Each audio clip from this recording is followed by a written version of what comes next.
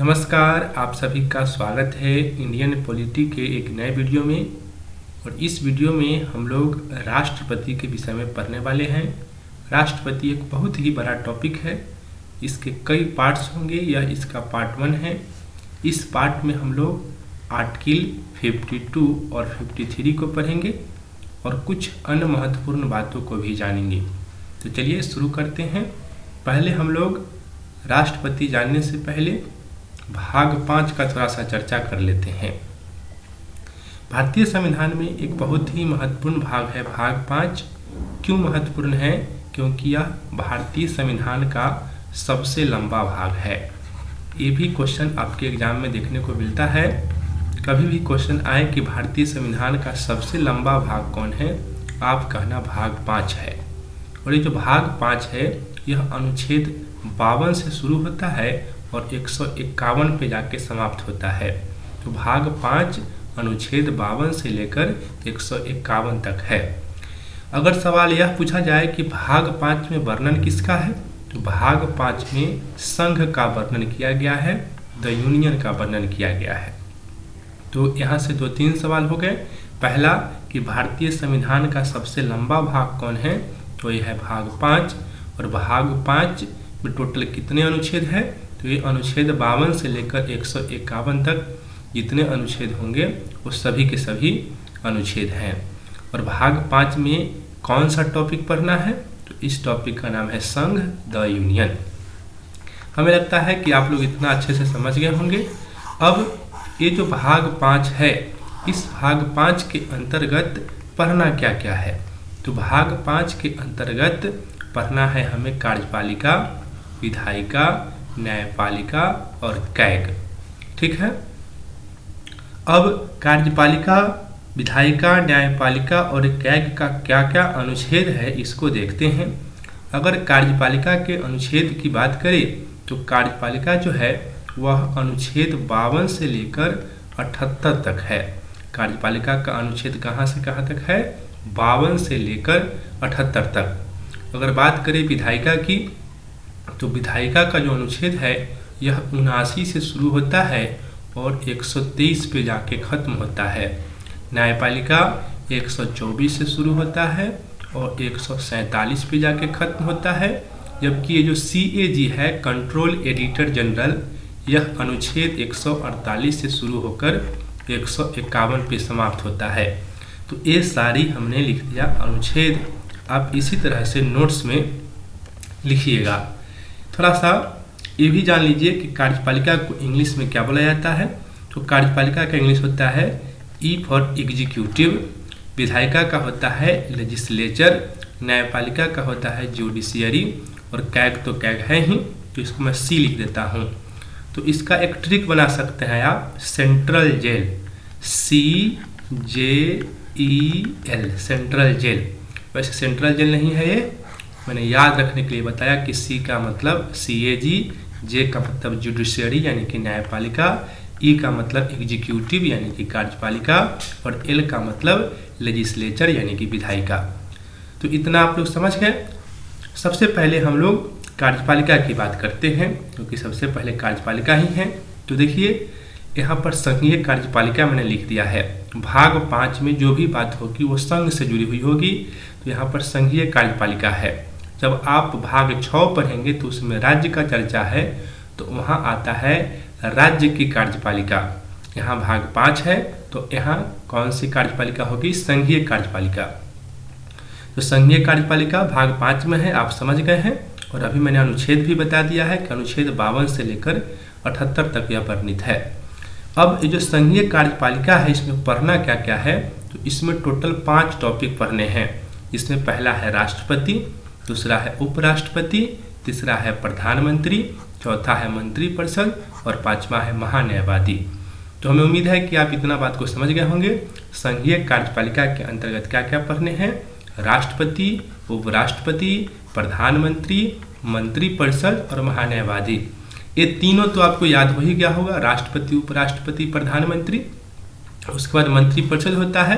प्रधानमंत्री को सहायता देने के लिए बहुत सारे मंत्रीगण होते हैं जिन्हें कि मंत्रिपरिषद कहा जाता है। और फिर एक महान्यायवादी होता है। तो ये टोटल संघीय कार्यपालिका के अंतर्गत आता है। सबसे पहले हमें राष्ट्रपति के विषय में पढ़ना है। आज का टॉपिक है राष्ट्रपति। यह राष्ट्रपति का पहला वीडियो है। तो चलिए, राष्ट्रपति से संबंधित बहुत सारा बात यहाँ पर मैंने लिखा है। इन सब बातों को हम लोग बारी बारी से समझते हैं। आज हम लोग 2 ही अनुच्छेद का चर्चा करेंगे, अनुच्छेद 52 और 53। तो देखिए, अनुच्छेद 52 क्या कहता है इसको समझते हैं। तो अनुच्छेद 52 जो है यह कहता है कि भारत में एक राष्ट्रपति होगा, अर्थात राष्ट्रपति के पद का चर्चा करता है अनुच्छेद 52। तो कोई आपसे पूछे कि अनुच्छेद 52 में क्या लिखा हुआ है, तो आप क्या कहिएगा? अनुच्छेद 52 में लिखा हुआ है कि भारत में एक राष्ट्रपति होगा, there should be president in India. यह बात लिखा हुआ है अनुच्छेद 52 में। तो भारत में एक राष्ट्रपति होगा, यानी कि राष्ट्रपति का एक पद होगा। तो राष्ट्रपति का पद का चर्चा जो है अनुच्छेद 52 में है। मैं एक छोटा सा ट्रिक बताता हूँ, पकानी।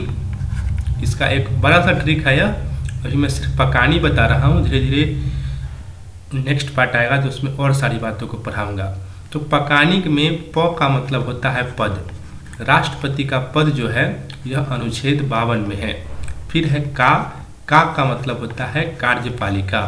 तो कार्यपालिका जब आपसे पूछा जाएगा कि कार्यपालिका का प्रधान कौन होता है, तो ये राष्ट्रपति होता है। यह बात अनुच्छेद 53 में लिखा हुआ है। और नी का मतलब है निर्वाचन। राष्ट्रपति का जो निर्वाचन होता है यह किस अनुच्छेद में लिखा हुआ है? ये अनुच्छेद 54 में लिखा हुआ है। तो पकानी से आप 3 अनुच्छेद याद कर लीजिए। राष्ट्रपति का पद अनुच्छेद 52 में, राष्ट्रपति कार्यपालिका का प्रधान है, यह 53 में लिखा हुआ है, और राष्ट्रपति का निर्वाचन अनुच्छेद 54 में लिखा हुआ है। तो इसको हम लोग समझते हैं जो भी बात लिखा हुआ है। तो ये तो आप समझ ही गए कि अनुच्छेद 52 में क्या लिखा हुआ है, भारत में एक राष्ट्रपति होगा, यानी कि राष्ट्रपति का पद। अब देखिए, आगे मैंने लिख दिया है कि राष्ट्रपति कौन है। कोई आपसे पूछे कि राष्ट्रपति है कौन, तो आप 3 बातें बताइएगा। पहला कि भारत का राज्य प्रमुख है राष्ट्रपति। राष्ट्रपति कौन है? तो यह है भारत का राज्य प्रमुख। दूसरा, यह भारत का संवैधानिक प्रमुख भी है। 2 बात हो गई। पहला कि भारत का राज्य प्रमुख कौन है, तो यह राष्ट्रपति। दूसरा, भारत का संवैधानिक प्रमुख कौन है, तो ये राष्ट्रपति ही है। और राष्ट्रपति को ही भारत का प्रथम नागरिक माना जाता है। ये तीनों बात कॉम्पिटिटिव एग्जाम में पूछा जाता है। तो आप समझ गए राष्ट्रपति कौन, तो ये 3 बात आप आराम से बता दीजिएगा। राज्य प्रमुख, संवैधानिक प्रमुख और भारत का प्रथम नागरिक। अब है कि राष्ट्रपति किसका प्रतीक है। तो राष्ट्रपति जो है वो राष्ट्र के 3 चीज़ों का प्रतीक है। राष्ट्रपति राष्ट्र के 3 चीज़ों का प्रतीक है। किसका किसका? तो इसमें पहला है एकता। राष्ट्रपति राष्ट्र की एकता का प्रतीक है। दूसरा क्या है? अखंडता। और तीसरा है सुदृढ़ता। तो ये तीनों चीज़ों का प्रतीक कौन है? राष्ट्रपति।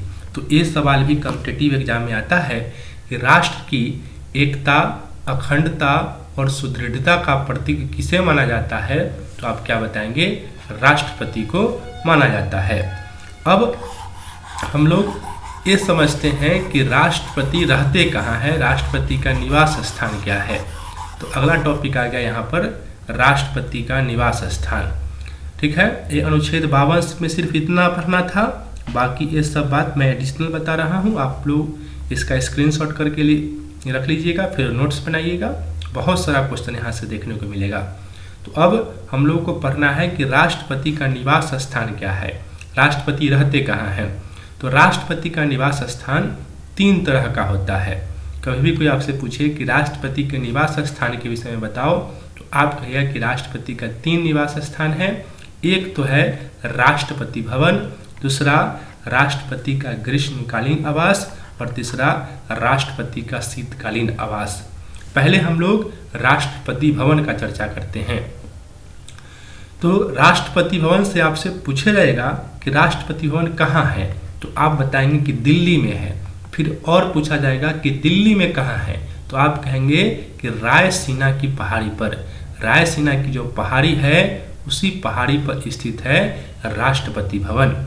ठीक है, अब इसका डिजाइन, एक क्वेश्चन तो हर एक कॉम्पिटिटिव एग्जाम में पूछा जाता है, मतलब हर एक कॉम्पिटिटिव एग्जाम का मतलब कि जैसे बीपीएससी हो, रेलवे हो, एसएससी हो, हर टाइप के कॉम्पिटिटिव एग्जाम में, मतलब हर एग्जाम में नहीं, हर टाइप के कॉम्पिटिटिव एग्जाम में देखने को मिलता है।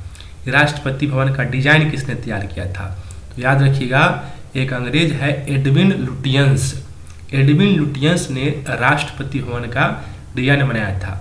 आप गूगल कीजिएगा तो गूगल करने के बाद राष्ट्रपति भवन दिखाई देगा, तो वो जो डिजाइन उसका दिखता है वो डिजाइन किसने तैयार किया है? एडविन लुटियंस ने। अब राष्ट्रपति भवन से पूछेगा कि इसका निर्माण कब हुआ था? तो राष्ट्रपति भवन का निर्माण 1929 में ही हो गया था, लेकिन इसका उद्घाटन जो हुआ था वह 1931 में हुआ था। ठीक है, और इसका पुराना नाम जो था वो था वायसराय हाउस।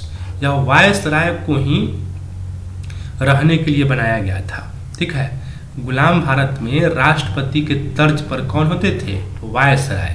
अंग्रेज जो भारत में वायसराय के रूप में होते थे वो एक तरह से राष्ट्रपति होते थे। तो वायसराय को रहने के लिए इसको बनाया गया था वायसराय हाउस। इसका नाम 26 जनवरी 1950 को बदलकर राष्ट्रपति भवन कर दिया गया। तो यहाँ से राष्ट्रपति भवन से बहुत सारा सवाल यहाँ पर देखने को मिला। मैं एक बार रिवीजन के तौर पर आपसे पूछता हूँ, आपसे पूछेगा कि राष्ट्रपति भवन कहाँ है, तो आप क्या बताएंगे कि यह नई दिल्ली में है। कहाँ है? नई दिल्ली में। अब मैं जहाँ लिख रहा हूँ वहाँ ध्यान दीजिए, नई दिल्ली में किस पहाड़ी पर है? तो क्या बताएंगे? रायसीना की पहाड़ी पर है। फिर आपसे पूछेगा कि राष्ट्रपति भवन का डिजाइन किसने तैयार किया? तो क्या बताएंगे? एडविन लुटियंस ने तैयार किया। फिर आपसे पूछेगा कि राष्ट्रपति भवन का निर्माण कब हुआ? तो क्या बताना है? 1929 में हुआ। फिर पूछा कि उद्घाटन कब हुआ? तो राष्ट्रपति भवन का उद्घाटन कब हुआ? 1931 में। राष्ट्रपति भवन का पुराना नाम अगर पूछेगा तो पुराना नाम क्या बताना है? Viceroy house. Viceroy house. इसका नाम बदला कब गया? राष्ट्रपति भवन कब रखा गया? तो इसका नाम 26 जनवरी 1950 को क्या कर दिया गया? राष्ट्रपति भवन कर दिया गया। तो हमें उम्मीद है कि राष्ट्रपति भवन के विषय में आप सारी बातों को अच्छी तरह से समझ गए होंगे, है ना। सब बात याद नहीं होगा, कोई भी टीचर आपको याद नहीं करा सकता, आपको खुद से याद करना पड़ेगा। टीचर का काम होता है समझाना और कंटेंट देना। ये जो मैं कंटेंट दे रहा हूँ, ये कंटेंट एकदम छोटा से बड़ा लेवल का कोई भी एग्जाम होगा, मैं कह रहा हूँ कि पीसीएस लेवल का, अगर आप कोई किसी स्टेट का पीसीएस की भी तैयारी कर रहे हैं तो आपका ये जो पॉलिटी का जो टॉपिक है राष्ट्रपति, इससे तैयारी हो जाएगा। बड़ा से बड़ा जो टीचर होते हैं उनके वीडियो को देखकर मैं वीडियो बना रहा हूँ, तो आपके लिए बहुत महत्वपूर्ण होगा ये सब। अब है राष्ट्रपति के दूसरे आवास का चर्चा करते हैं। तो दूसरा है ग्रीष्मकालीन आवास। जब गर्मी के मौसम आता है तो राष्ट्रपति ग्रीष्मकालीन आवास में चले जाते हैं। इसे रिट्रीट आवास भी कहा जाता है, याद रखना है। ग्रीष्मकालीन आवास को क्या कहा जाता है? रिट्रीट आवास। और यह धनवरा शिमला में स्थित है। शिमला हिमाचल प्रदेश की राजधानी है और वहीं पे एक जगह है धनवरा। इसी धनवरा में स्थित है राष्ट्रपति का ग्रीष्मकालीन आवास। अब है शीतकालीन आवास। तो राष्ट्रपति का जो शीतकालीन आवास है इसे कहा जाता है राष्ट्रपति निलयम। क्या कहा जाता है? राष्ट्रपति निलयम कहा जाता है। और यह स्थित कहाँ है? तो यह हैदराबाद में स्थित है। ठीक है, तो ये हो गए राष्ट्रपति के तीनों आवास। ग्रीष्मकालीन आवास शिमला धनवरा में है, इसे रिट्रीट आवास बोलते हैं। और शीतकालीन आवास हैदराबाद में है, इसे क्या बोलते हैं? राष्ट्रपति निलयम।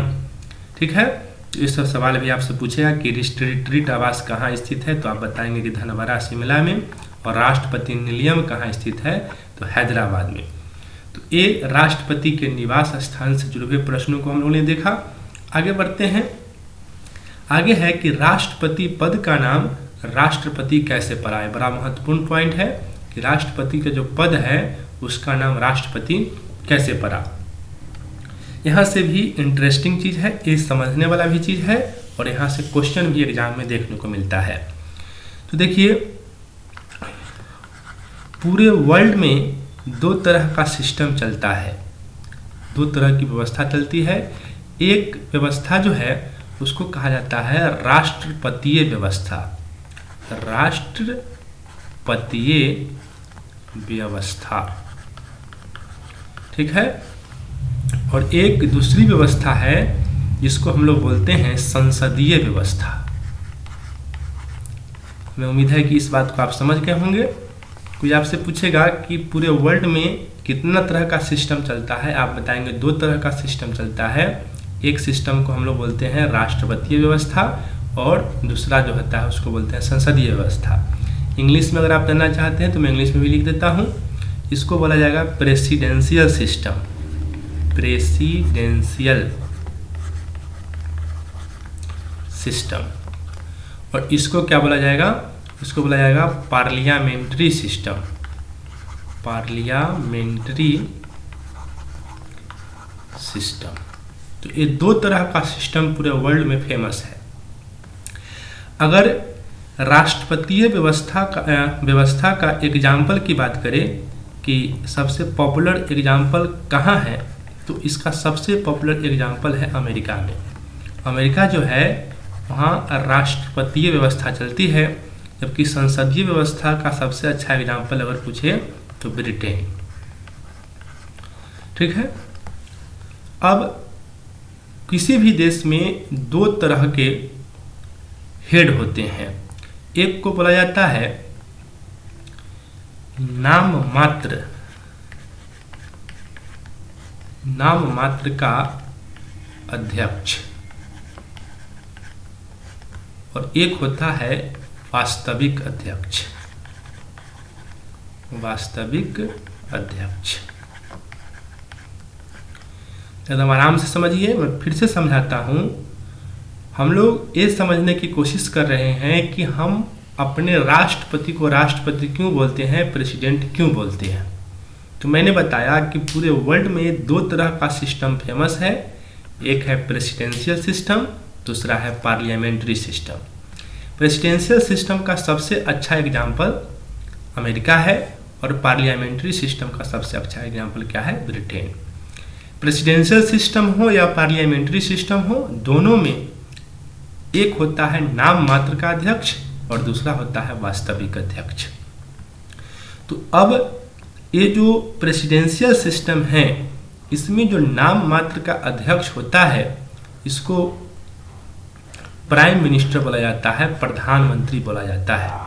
और जो वास्तविक अध्यक्ष होता है उसको क्या बोला जाता है, उसको बोला जाता है राष्ट्रपति, ठीक है।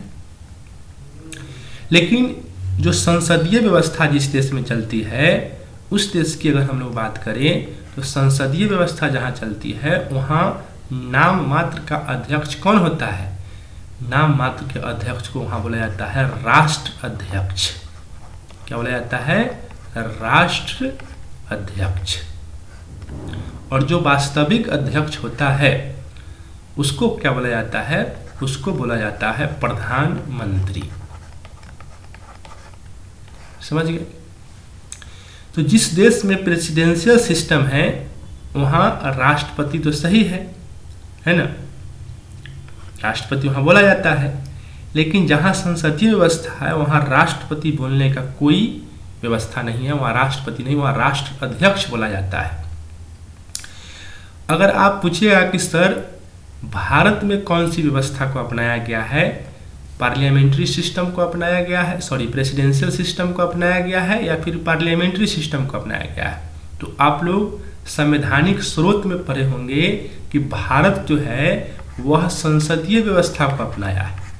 भारत में कैसी व्यवस्था है, संसदीय व्यवस्था है। और यह संसदीय व्यवस्था कहाँ से ली गई है, तो यह ब्रिटेन से ली गई है। दो क्वेश्चन यह भी पूछेगा आपसे, लिख लीजिएगा कि भारत में कैसी व्यवस्था है, राष्ट्रपतीय व्यवस्था या संसदीय व्यवस्था। तो जवाब क्या होगा, संसदीय व्यवस्था, पार्लियामेंट्री सिस्टम। और यह पार्लियामेंट्री सिस्टम किस देश के संविधान से लिया गया है, तो ब्रिटेन के संविधान से लिया गया है। तो अभी जो मैं समझाया इसके हिसाब से भारत में जो नाम मात्र के अध्यक्ष होंगे उनका नाम क्या होना चाहिए था? राष्ट्र अध्यक्ष होना चाहिए था। लेकिन आप सभी को पता है कि हम लोग जो नाम मात्र के अध्यक्ष हैं उन्हें क्या कहते हैं? राष्ट्रपति कहते हैं। अब क्यों कहते हैं इस बात को अब मैं समझाता हूँ। ये तो मैंने बैकग्राउंड समझाया। देखिए, ये इसलिए कहते हैं क्योंकि एक व्यक्ति हैं doctor Shyama Prasad Mukherjee. Doctor Shyama Prasad Mukherjee. Doctor Shyama Prasad Mukherjee जो है, संविधान सभा में एक समिति थी, आप लोग सुने होंगे, संघ संविधान समिति। संघ संविधान समिति। तो ये जो श्यामा प्रसाद मुखर्जी थे, इसी संघ संविधान समिति के सदस्य थे। आप लोगों के लिए एक वर्क मैं दे रहा हूँ, कमेंट करके आप लोगों को बताना है कि संघ संविधान समिति के अध्यक्ष कौन थे। कमेंट करके बताइए संघ संविधान समिति के अध्यक्ष कौन थे। मैं ये बता रहा हूँ कि संघ संविधान समिति के एक सदस्य थे डॉक्टर श्यामा प्रसाद मुखर्जी, और इन्होंने ही संविधान सभा में यह प्रस्ताव रखा कि हमारा देश का जो नाम मात्र का अध्यक्ष होगा उसे हम राष्ट्र अध्यक्ष नहीं बोलेंगे, उसे हम क्या बोलेंगे? राष्ट्रपति बोलेंगे। क्यों? ऐसा इसलिए क्योंकि ब्रिटेन से हम लोग आज़ाद हो रहे हैं, ब्रिटेन से ही आज़ाद हुए हैं, तो जो ब्रिटेन में चलता है राष्ट्र अध्यक्ष, वैसा भारत में नहीं होना चाहिए, थोड़ा सा चेंज होना चाहिए।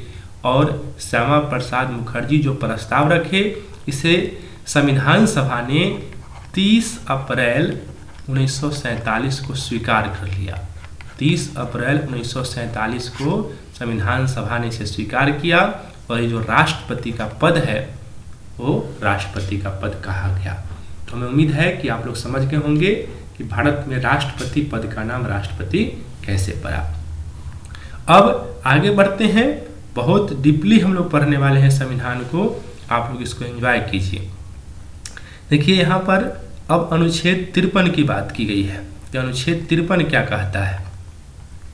तो अनुच्छेद 53 जो है यह कहता है कि संघ की कार्यपालिका शक्ति राष्ट्रपति में निहित होती है।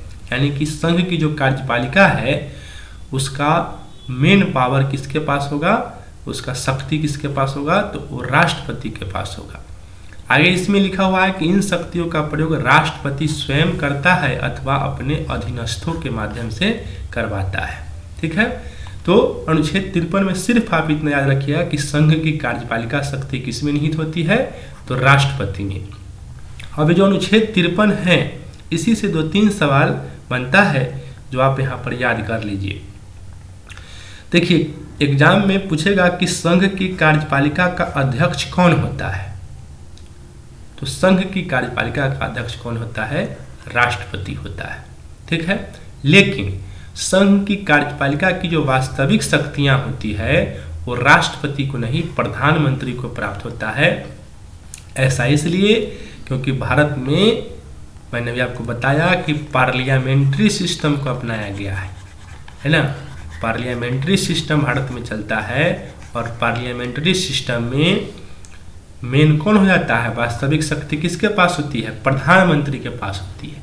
राष्ट्रपति के पास नाम मात्र की शक्तियां ही होती है। तो यहाँ से 2-3 तरह के सवाल देखने को मिलेगा।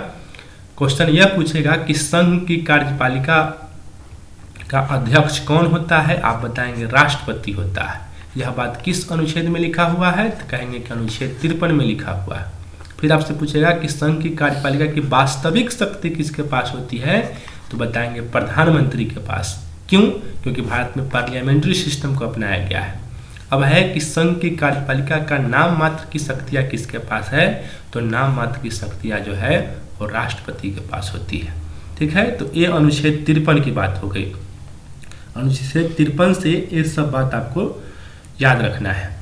अब राष्ट्रपति से जुड़े हुए कुछ संवैधानिक स्रोतों का चर्चा हम लोग कर लेते हैं कि राष्ट्रपति से संबंधित सोर्स क्या क्या हैं, कहाँ से क्या लिया गया है।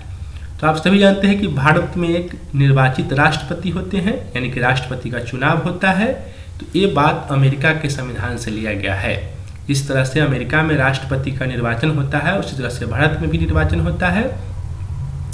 तो निर्वाचित राष्ट्रपति कहाँ के संविधान से लिया गया? अमेरिका के संविधान से। अब है कि उस पर महाभियोग, राष्ट्रपति कोई बन गया तो उसको हटाने की जो प्रक्रिया होती है उसको महाभियोग कहते हैं। तो ये महाभियोग की प्रक्रिया भी कहाँ से लिया गया है? तो अमेरिका से। तो ये दो बात आपको याद हो गया होगा, अमेरिका से राष्ट्रपति से जुड़े हुए दो बात ली गई है। पहला कि निर्वाचित राष्ट्रपति होगा और दूसरा कि उसको हटाना है तो उस पर महाभियोग लगाकर हटाया जाएगा।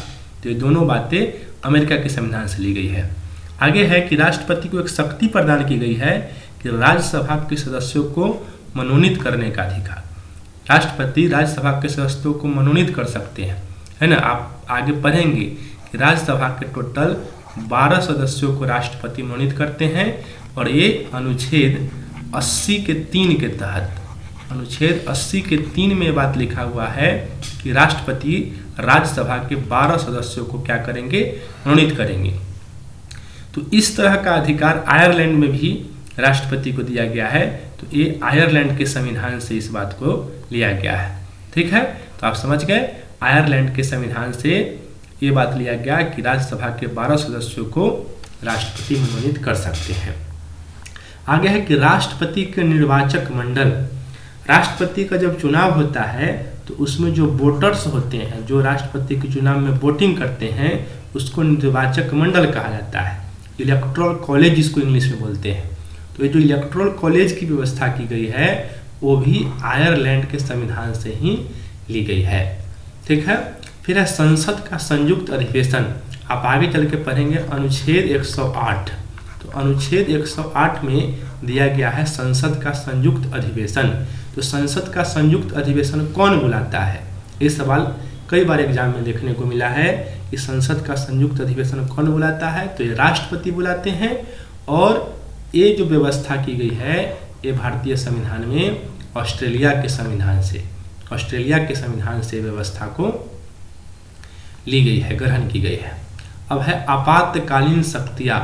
राष्ट्रपति के पास आपातकालीन शक्तियाँ भी होती है। तो ये आपातकालीन शक्तियाँ जो राष्ट्रपति को दी गई है वो जर्मनी के संविधान से लेकर दी गई है। ठीक है, तो इस तरह से हम लोगों ने बहुत सारा फैक्ट को देखा, है ना। इसका कई पार्ट होगा, फिर मैं बहुत जल्द पार्ट नंबर 2 के साथ आता हूँ। तब तक के लिए जय हिंद, जय भारत।